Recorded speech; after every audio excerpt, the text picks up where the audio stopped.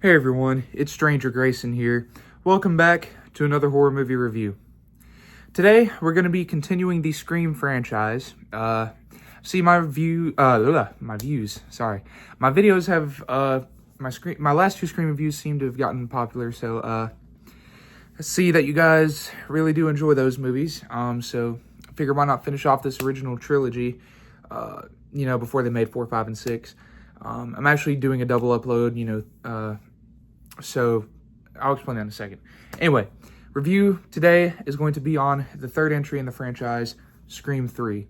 Now, this was originally supposed to be the end of the franchise before Scream 4 came out in 2011.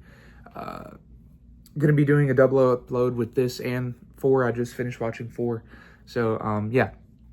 Anyway, this came in a Blu-ray box set with all 3 movies. Like I said, the 2 documentaries and all that's good jazz. So anyway, Scream 3, what is it about? So Scream 3 picks up, I think, a year after the events of Scream 2.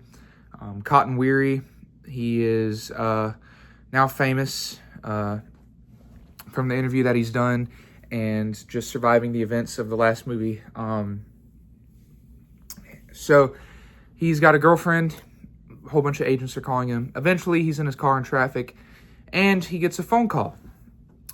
At first, he thinks everything's cool. It's just this nice girl fan, But unfortunately, turns out to be Ghostface, and Ghostface is now targeting Cotton Weary and his girlfriend. So we cut to his girlfriend being in the house, and Ghostface is stalking her and all that jazz. Tells Cotton if he answers wrong or if he does something, threatens to call, he will kill Christine. So, of course, Cotton freaks out, answers wrong, or he gets pissed off, so Ghostface goes to kill Christine. Now, when Christine is at the house, she hears Cotton's voice, but it is not Cotton, it is Ghostface. And this introduces a stupid plot point that I really hope the rest of these films don't follow, because I never want to see that again. Even now, I'm pretty sure. I mean, I guess you could do it now, but it's still not that accurate. I get that we have AI now and AI voice and all that, but it's still, in that time, there's no way that was possible. That was too futuristic, and it's so dumb. The voice changer that Ghostface has, he can, accurately mimic someone's voice. Like me talking right now, he could mimic that on his voice changer. Get that out of here. Get that shit out of here. That's, no. One thing I really hate about this movie. Anyway, kills Christine, and Cotton gets there a little bit too late, and he kills Cotton. So, yeah, that's great.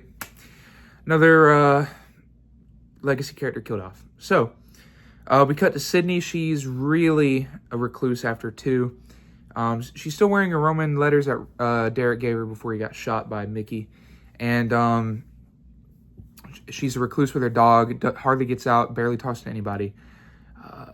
The detectives get involved. This one detective named Kincaid gets involved and talks to Gale Weathers from the last couple movies, along with Dewey. And he still does not like Gale Weathers because of certain things that she's done. Cares about herself, but of course, Gale being Gale, she's trying to convince Dewey back, and genuinely this time, honestly, genuinely. The most of this movie takes place on a film set, and most of the plot of this film is basically Ghostface is wanting to kill the cast of characters from this new movie that's being filmed within a movie called Stab 3. If you didn't know, Stab is this new meta thing that happened after the events of Scream 1. They are wanting to make a movie out of that. So they've already been through 2, and now Stab 3 is getting filmed in this movie. Unfortunately, Ghostface is now targeting the cast members from the Stab movie. And Cotton was, of course, the first one to die. So now he's going after another girl named Cece, who's actually played by Sarah Michelle Gellar. And yeah, so they have to get Sidney Prescott back to help track him down and find out who Ghostface is. So, Scream 3. Do have a few things to say about this. I will say that the gore has definitely been ramped up. I think it's a little bit better than 2. Maybe not. Okay, let me take that back. The gore, I would say, is either on par with 2 or a little bit less than 2, but it's still pretty good if you're in it for, like, carnage candy. I think there's some decent kills in here. There's one where a freaking house explodes on a guy. It's a stupid death, but it's funny. We also get Patrick Warburton in here. He voices Joe in Family Guy. He also voiced Ken in the Bee Movie, so that's funny. He plays, like, the bodyguard character for the woman that's playing Gale Weathers in like the Stab movie. Of course, not actually Gale Weathers.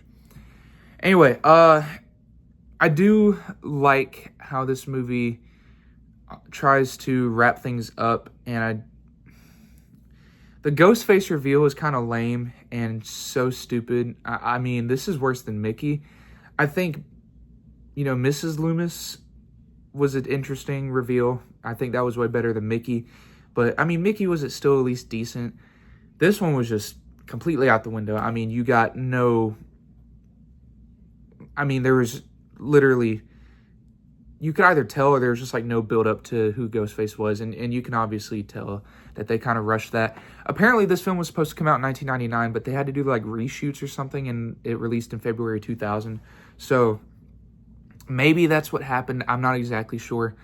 The characters this time around, I don't like the comedy and in this film. I don't think Scream is good for a comedy. This is probably why Scary Movie was made, because of Scream 3. I don't know. It's not a bad film. It's just there's a lot that could be improved. I will say this. I would rather watch Scream 2 over Scream 3. I don't know. Scream 2 and 3 are kind of on the same level for me. I really dislike them over the first one, but Scream 2 at least has some horror elements to it. This one just kind of goes a little bit too much into comedy, especially with a couple of the kills. Now, there are some kills that are cool. A guy getting his neck broke, like, by pulling a rug out from under him. I think that was cool. But, I don't know. It just leans into comedy a little bit too much for me. Now, I do like how the returning cast tries to play things out. I'm not a fan of Gail's haircut. I will say that. I'm not a fan of her hairdo. Dewey, I think, is... I really enjoy that he gets much more screen time. Look at me. These franchises are getting to me. Much more screen time than Scream 2. I do enjoy that. They don't do another fake out, thank God. I hate it when they pulled a fake out in Scream 2. That was already done in the first film. Why would you do that again? And Sydney, I like how she's broken, but I do like how she's finally able to, like, fight back, and just really beat up Ghostface this time. She does get some punches thrown at her, too. I will say that. Like, oh my gosh. I think that's the most I've seen her get beat up in any Scream so far that I've watched. I don't know about Scream 5. I don't even think she's in Scream 6. Anyway, that's another story. But, yeah, I do like how this original trilogy kind of wrapped things up. Of course, it's not a trilogy anymore. It's a six-school, There's 6 movies now. But, if for that time, before Scream 4 released, I think that would have been an okay way to end it. Everything was wrapped up. Probably in a stupid way. But, at least they can move on with their lives. And, yeah. So, Scream 3. I don't know. It's a tough one for me. Like I said, may watch this over Scream 2 some days. Scream 2, for right now, I would rather watch than this. Just because of the comedy. And I don't really like how I don't like the Ghostface reveal whatsoever. And yeah, this film was just really weird. Anyway, that has been my review on Scream 3.